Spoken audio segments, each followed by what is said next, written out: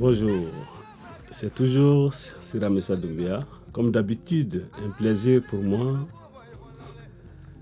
de parler des traditions africaines, de la revalorisation de la vision du monde négro-africain. Et dans ce cadre, nous avons eu plusieurs causeries. La première portait sur la nécessité du retour à la spiritualité négro-africaine. Ça, vous avez eu les détails. Et en deuxième causerie, nous avons commencé à parler des rituels traditionnels, des pratiques rituelles traditionnelles. Donc, nous avons, dans un premier temps, dans ce cadre-là, parlé de la naissance et du baptême des enfants. Nous avons parlé de la célébration de la fin de l'adolescence, de la fin de la puberté, qui est célébrée par la cérémonie rituelle de circoncision pour les garçons et d'excision pour les filles. Et nous avons parlé de la célébration de la troisième étape majeure de la vie, l'entrée dans la vie adulte, qui est célébrée par le rituel du mariage. Enfin, en dernière causerie, je vous parlerai aujourd'hui de la célébration de la dernière étape de la vie, qui est la mort. C'est un sujet triste, la mort et les cérémonies de funérailles qui accompagnent. Et comme je l'ai dit, les peuples d'Afrique sont divers et célébrer la mort se fait différemment suivant les peuples. Et je vous parlerai spécifiquement de l'accompagnement des morts en milieu bamana, en pays bamana. Comme ça se faisait avant, moi ce qui m'intéresse, c'est comment les choses se faisaient avant l'influence de l'islam en pays bamana. Comment les choses se faisaient avant l'adoption des modèles de vie des colonisateurs en pays bamana. C'est ça qui m'intéresse. Et mon rôle, c'est de transmettre ces connaissances-là à la nouvelle génération, libre à eux d'apprécier est-ce que c'est bon, est-ce que c'est adaptable à notre vie ou pas, mais ils doivent connaître ce qui se passe. Ils doivent connaître quelle était la vision de nos ancêtres par rapport à ces sujets cruciaux. Et je l'ai toujours dit, moi, j'ai un profil technique, je suis ingénieur, mais je suis conscient que nos ancêtres étaient des génies du social. Ils ont pensé à construire l'être humain du début jusqu'à la fin. Et même la fin, on devait accompagner le défunt. C'est de cela qu'on parlera dans cette causerie. Notre communauté, j'ai eu déjà à le dire, ne se limite pas à nous qui sommes actuellement vivants dans le monde visible. Pour le Bamana, il y a deux mondes. Il y a le monde visible et le monde invisible. Le monde visible, c'est celui dans lequel nous vivons. Et le monde invisible, c'est le monde dans lequel nos ancêtres sont et les non-nés y sont. Et bien, c'est logique, c'est science. Même en physique, le spectre de la lumière, il y a une gamme visible, une gamme invisible. Nos ancêtres étaient des scientifiques. Ils pratiquaient la suprascience. Et ils avaient vu l'homme comme une parcelle de Dieu. L'homme est une parcelle divine emprisonnée dans un corps physique. Mon corps physique que vous voyez là, c'est juste une enveloppe qui contient mon être véritable. Mon être véritable, c'est mon âme. Et l'âme, elle, c'est une énergie pure. Dans la première causerie, je vous ai dit que Dieu est une force vitale, c'est une énergie pure, au comble de la pureté. Et l'âme humaine, l'âme qui est dans notre corps, c'est aussi une énergie qui tend toujours à retourner à sa pureté originelle, c'est-à-dire à retourner dans la matrice divine. Et la mort est vue chez nous comment? la mort n'est pas vue comme la fin de tout, comme les religions importées nous l'ont fait croire. Non, la mort d'un individu, c'est juste le passage du monde visible vers le monde invisible. Et ce passage-là, comme tous les autres passages dans la vie du Bamana, est célébré par des rituels. Chez nous, quand un homme meurt, un humain meurt, on a des termes spécifiques. J'aime bien utiliser le lexique Bamana. Fouillons dans nos langues. Nos langues disent beaucoup de choses. Nos langues nous apprennent beaucoup de choses. Quand on dit, on veut annoncer la mort en milieu Bamana, on dit Asso Segina. Asso Segina, ça veut dire quoi? Il est retourné dans la vraie demeure. Il est retourné à la maison. Vous voyez? Asso Segina. Ou bien, quand on veut dire il a cédé l'âme, on dit Anibora. Anibora, ça veut dire son âme est sortie. On ne dit pas Anisara. On ne dit pas son âme l'âme est morte. On ne dit pas son âme est morte. On dit son âme est sortie. Cette notion est très importante. Ça veut dire qu'il y a quelque chose là-dedans qui ne meurt pas, qui ne peut pas mourir, qui peut se transformer, mais qui sort au moment de la mort, qui quitte le corps pour aller quelque part. Donc l'âme quitte notre corps et va maintenant dans le monde invisible, dans le monde des ancêtres. L'âme divinisée devient une énergie.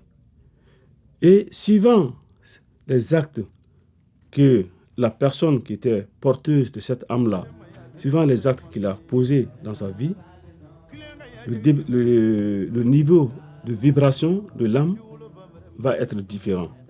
Si c'était une personne qui était infiniment juste, son âme va avoir une certaine pureté qui fait qu'il va se rapprocher de la matrice divine.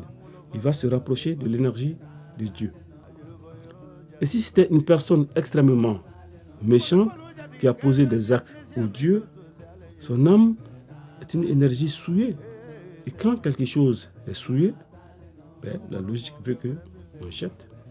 Donc, elle s'éloigne de la matrice divine. Son âme s'éloigne de la matrice divine.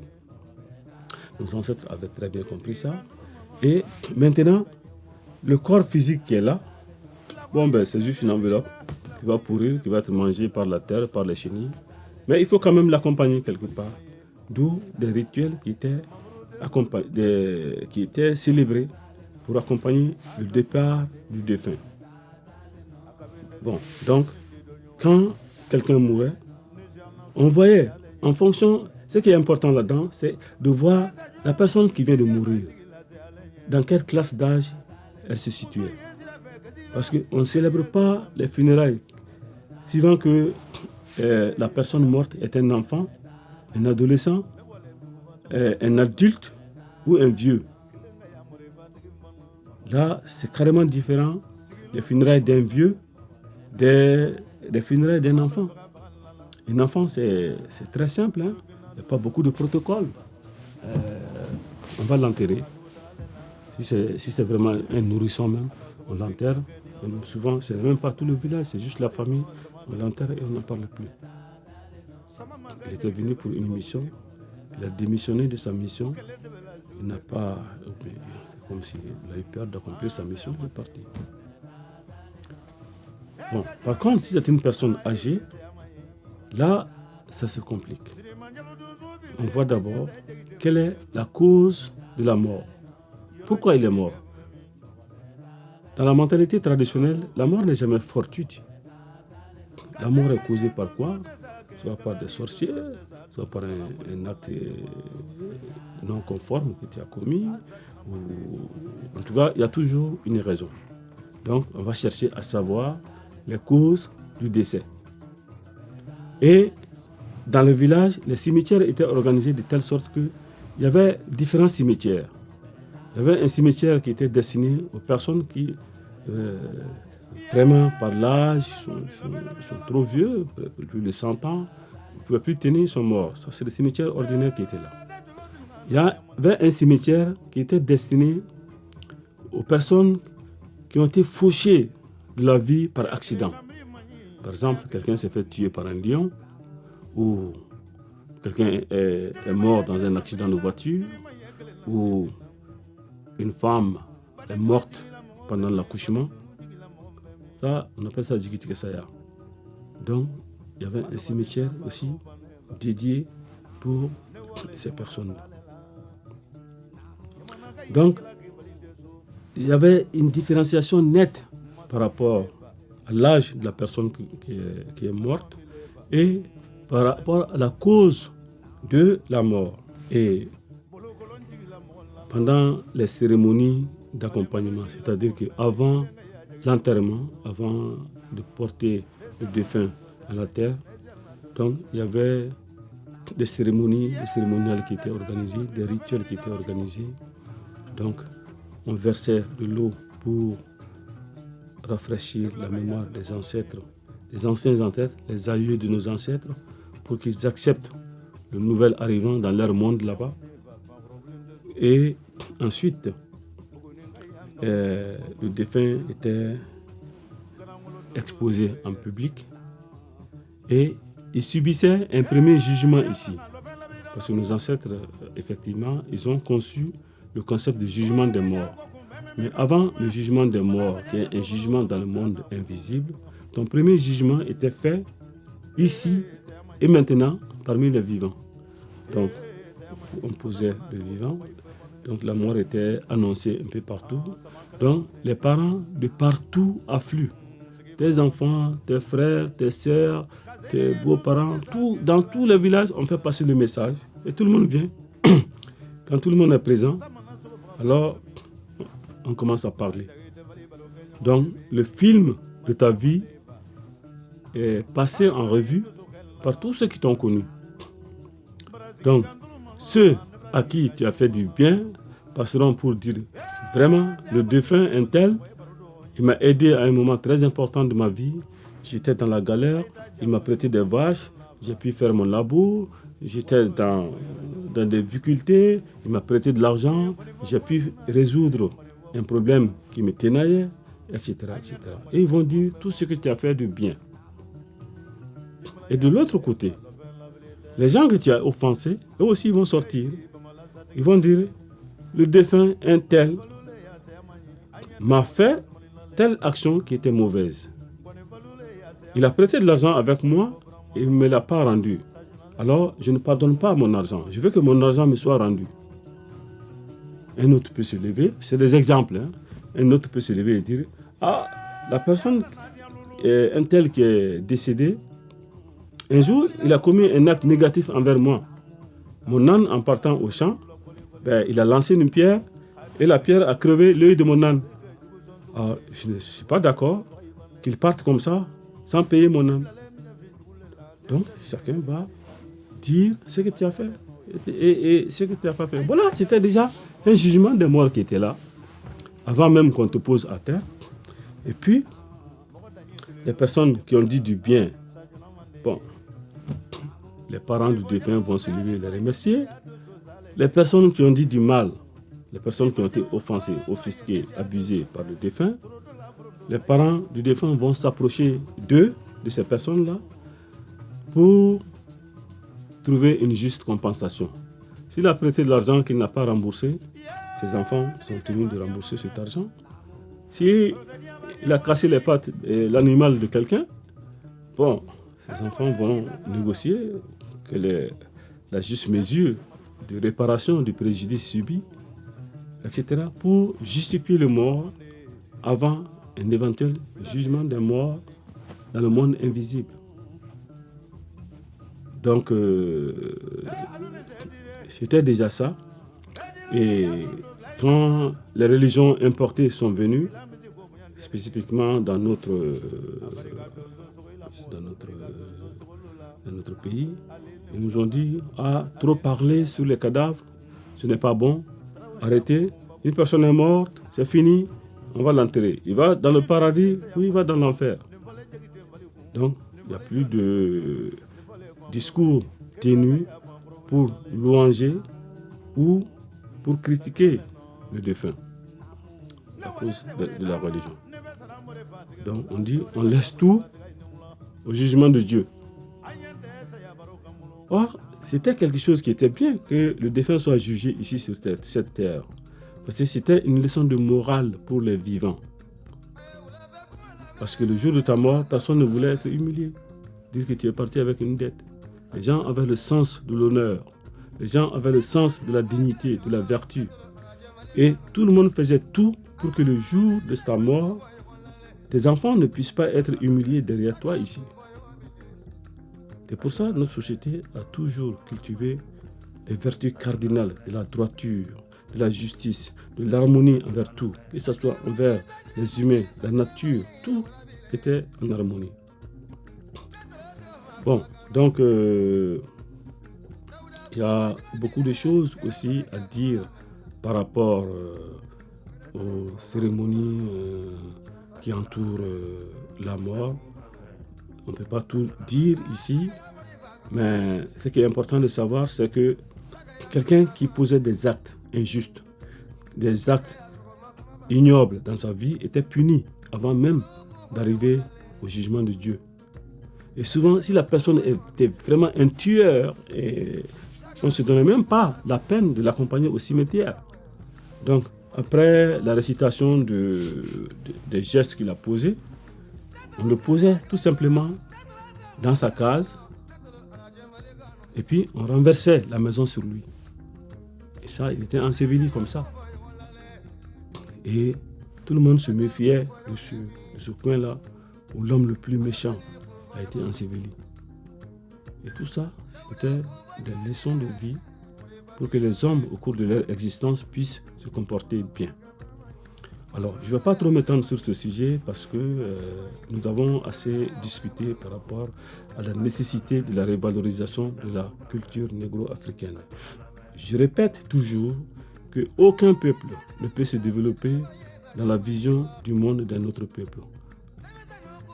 On ne peut pas s'émanciper en Afrique en continuant d'imiter les autres et en ignorant nos propres valeurs. Et quand on regarde au fond, nos valeurs fondatrices sont les meilleures que l'humanité connaît en termes de sagesse, en termes de vérité scientifique.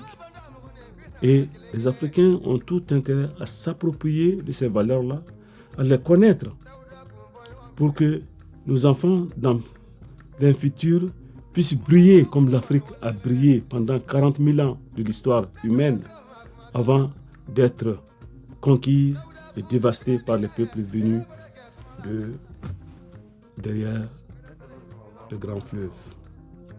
Voilà un peu le sens de ces quelques discussions que j'ai tenues avec vous. J'aimerais bien approfondir ces sujets-là, mais comme je l'ai dit, l'éducation africaine est basée sur deux choses, la démarche personnelle et l'initiation. La démarche personnelle, c'est quoi? C'est qu'on ne donne pas la connaissance comme ça à quelqu'un qui ne veut pas. Il faut que toi, tu inities la démarche de vouloir t'instruire. Moi, je vous donne ces connaissances-là gratuitement parce que je suis dans un monde qui évolue avec les nouvelles technologies, un monde moderne. Et si on n'ouvre pas un tout petit peu la bouche, la mort va nous emporter tous avec nos connaissances, avec un patrimoine que l'humanité à peine soupçonne. Voilà les valeurs de l'Afrique. Voilà les valeurs dont les Africains doivent s'approprier. Et j'encourage les jeunes en Afrique, les jeunes d'enfants africains sur les terres de déportation, les jeunes noirs de la diaspora à investiguer. Faites des démarches.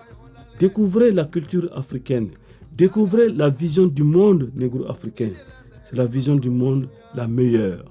Car dans l'histoire, aucun roi africain n'a levé son armée pour aller imposer sa politique à un autre peuple. Dans l'histoire, aucun chef religieux africain n'a levé son armée pour aller imposer sa religion, sa foi sur un autre peuple, par l'épée ou par le canon. Ça n'a jamais été fait. Nous avons une culture de paix, une culture de sagesse, une culture d'harmonie, de justice et de vérité. Voilà appropriez-vous de ces cultures-là. Et même les autres peuples ont intérêt à découvrir la vision négro-africaine du monde. Si l'Afrique a régné en maîtresse absolue sur l'humanité pendant des dizaines de milliers d'années, ça veut dire qu'il y avait quelque chose de très solide dans la conception africaine de l'humanité. Nous n'avons jamais connu de guerre de religion en Afrique avant que les autres peuples ne viennent chez nous. Et les guerres de religion qui se propagent actuellement en Afrique, les enfants d'un même pays se tuent pour une histoire de religion. Mais c'est une méconnaissance profonde de l'être humain africain. Alors, découvrons qui nous sommes. Et la connaissance profonde de ce que nous sommes ne peut s'obtenir que par l'initiation. C'est ça notre modèle. Il a ses avantages, ce modèle a ses avantages et ses inconvénients. Je vous invite à vous faire initier. Les initiations sont organisées par l'association 3RNA au Mali 2 fois par an en entrée de l'hivernage et à la sortie de l'hivernage. Merci pour votre écoute et je vous souhaite un approfondissement des thèmes que je viens de vous présenter. Merci, à bientôt. Et surtout, n'oubliez pas, tous les thèmes qui viennent d'être abordés ici seront détaillés en profondeur. Pour ceux qui veulent aller en profondeur, je vous invite à aller chercher la connaissance. Ces connaissances se trouveront dans un livre qui s'appelle « Reconnexion à l'authentique culture négro-africaine ». Merci, à bientôt. Thank